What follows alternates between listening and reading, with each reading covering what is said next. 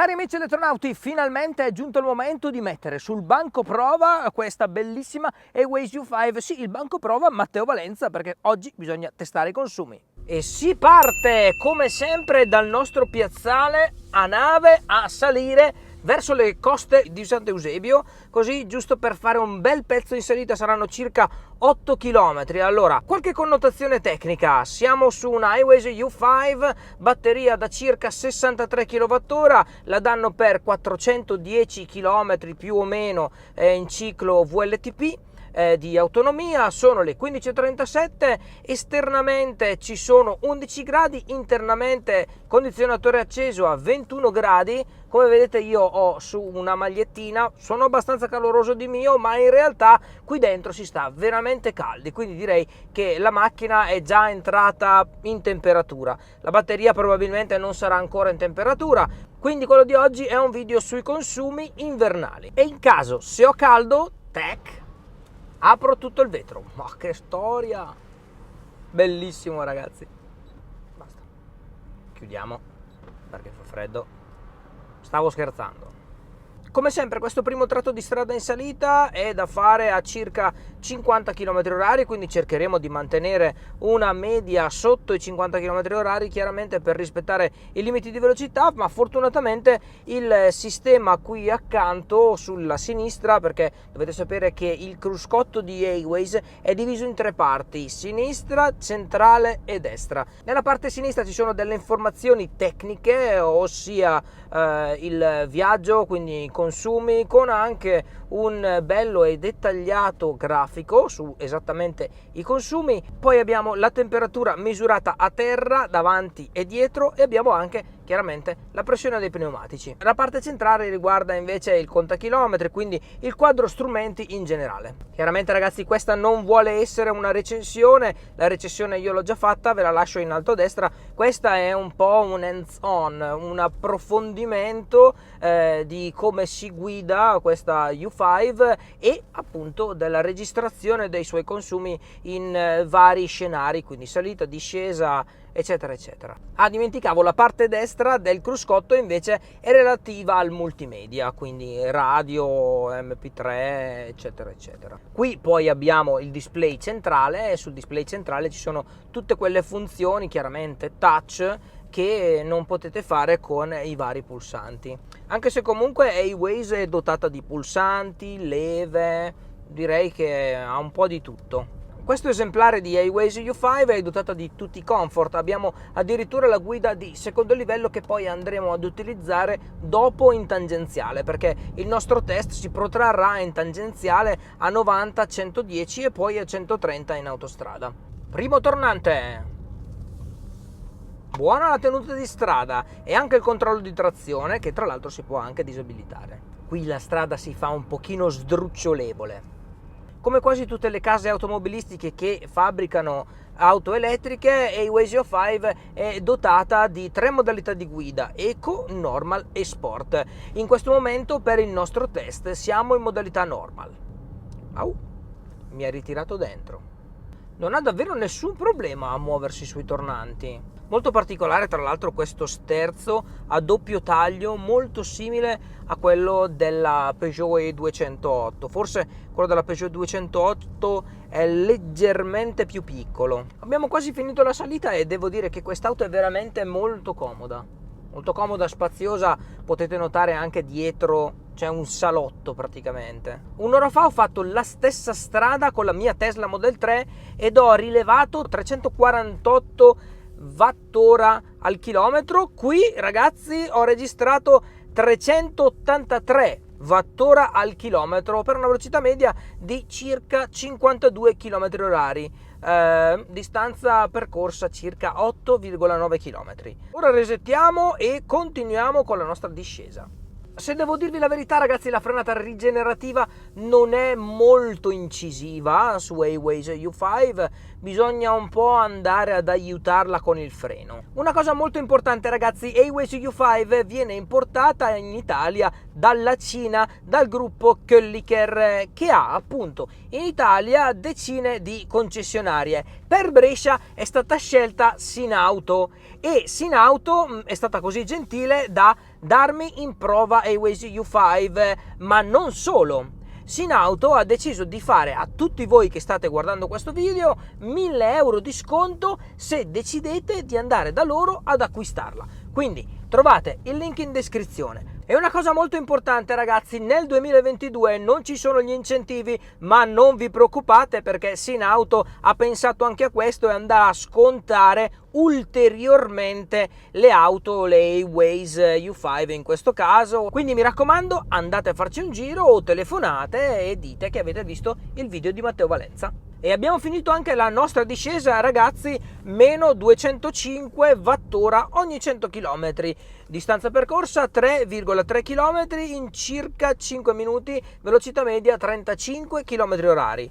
Ora di nuovo si resetta e si fa la parte di Vaglio, che è un paese leggermente in discesa. Comunque 230 rotti Wh al chilometro non è male come guadagno, pensavo molto meno, il che vuol dire che pur non rallentando tanto l'auto comunque riesce a recuperare bene. Ottimo, brava A-Waze. Ci sono alcuni dettagli, ragazzi, di A-Waze U5 che mi sono piaciuti veramente tanto. Vabbè, a parte il tetto che è bellissimo, super panoramico, per quelli dietro è fantastico, che poi tra l'altro si apre tutto, ma oltretutto ha anche la tendina, ok, per proteggersi dal sole, cosa che quasi tutte le altre non hanno. Poi ha l'apertura keyless, completamente keyless, quindi basta che voi abbiate la chiave in tasca, vi avvicinate all'auto, l'auto automaticamente vi propone le maniglie delle portiere. Sì, perché le portiere delle maniglie qui sono a filo e quindi quando vi avvicinate si aprono. Entrate, mettete la marcia e partite. Altra cosa che io adoro, non c'è un pulsante di start e di stop. Fantastico, vi basta premere il freno, mettere la marcia e si va. E abbiamo finito anche il nostro tratto in paese, ragazzi, numeri assurdi, 51 Wh al chilometro in 5 minuti, 4,9 km percorsi a una velocità media di 51 km/h. Non male veramente. Mi aspettavo molto peggio. Ora andiamo e facciamo il nostro solito giro in paese a Gavardo di un paio di chilometri, giusto per capire un po' come si comporta. E nel frattempo, ragazzi, la temperatura esterna è passata a 10,5 gradi centigradi, internamente io sto veramente molto bene, è impostato in manuale a 21 ad una velocità come giramento delle ventole.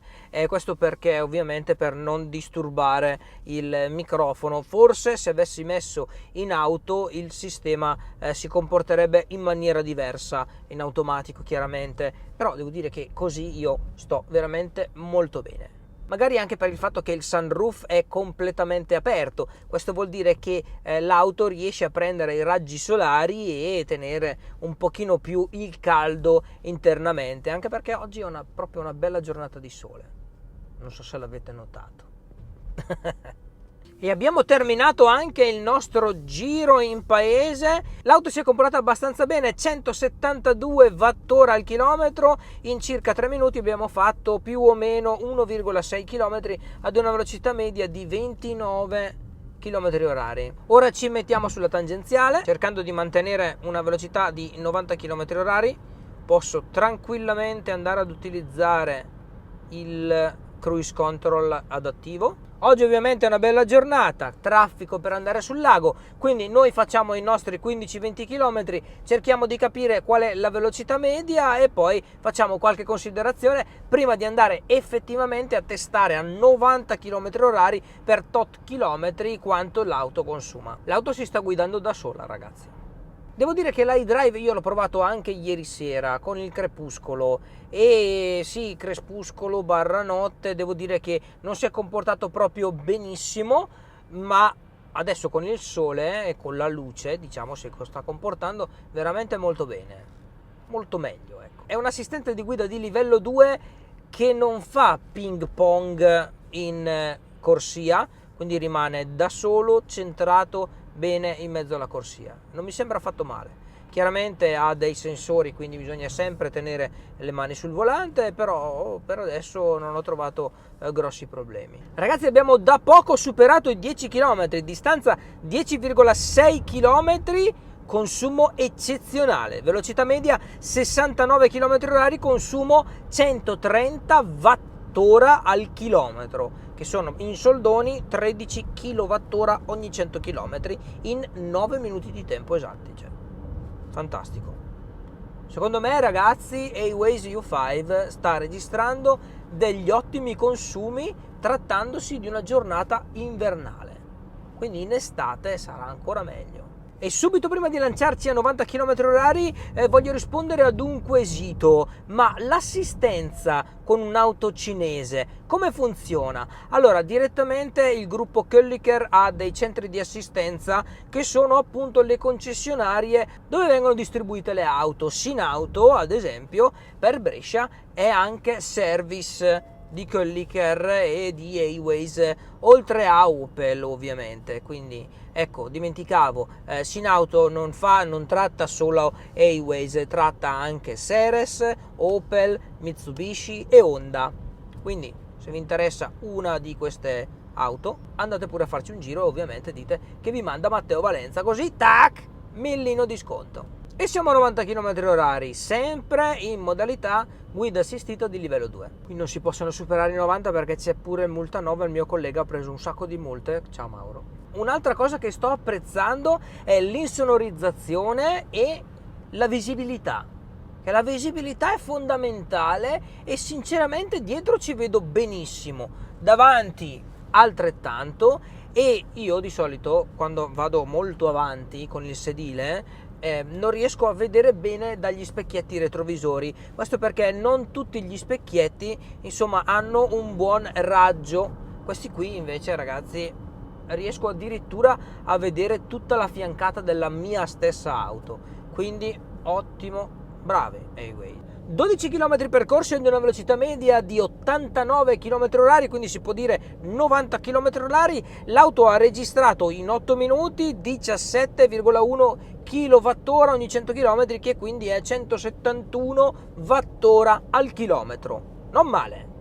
Quest'auto, ragazzi, ha dei sistemi di sicurezza veramente all'avanguardia. Oltre ad avere tutte le telecamere e i sensori, i radar, eccetera, per fare la guida di livello 2, ha anche tipo gli angoli ciechi, eccetera, eccetera, e addirittura le telecamere in parcheggio si possono utilizzare tutte ed ha anche la visione dall'alto in 360. Che potrebbe anche essere utile perché è un'auto abbastanza lunga, abbastanza grande. E tra l'altro, questione leggerezza, l'auto non ha una grandissima stazza, non pesa esageratamente tanto, che è un altro punto a suo favore. La trovo veramente molto leggera in marcia, se devo dirvi la verità. Ecco, c'è questo piccolo lag in accelerazione, quello è innegabile, si sente, però dopo un po' che la utilizzate diventate avvezzi e praticamente anticipate l'accelerata, quindi vabbè, normale. Insomma, per adesso sono veramente entusiasta. Siamo a 110. Sono le 16:30, a temperatura esterna 12 gradi, interna 21 gradi. Stiamo facendo la prova dai 110, 2,4 bar, la pressione dei pneumatici sia anteriore che posteriore. Temperatura dei motori 24 gradi centigradi. E sì, comincia un pochino a soffrire. Abbiamo registrato in circa 7 km una velocità media di 110 km/h, 22,9 kWh ogni 100 in 3 minuti circa, quindi siamo a 229 Wh al chilometro. Ora torniamo indietro, quindi ci giriamo e ci buttiamo a 130 km/h. Ok, 130 per adesso non è malvagissimo. Abbiamo percorso 4 km per ora a 267 Wh al chilometro. Un buon risultato contando che è inverno. E ancora, ragazzi, 7 km percorsi, ce l'abbiamo fatta, 130 km/h di velocità media, più o meno ancora in 3 minuti. Abbiamo registrato 260 Wh al chilometro. Direi non male, direi che A-Waze U5 si merita quasi la coppa, ragazzi.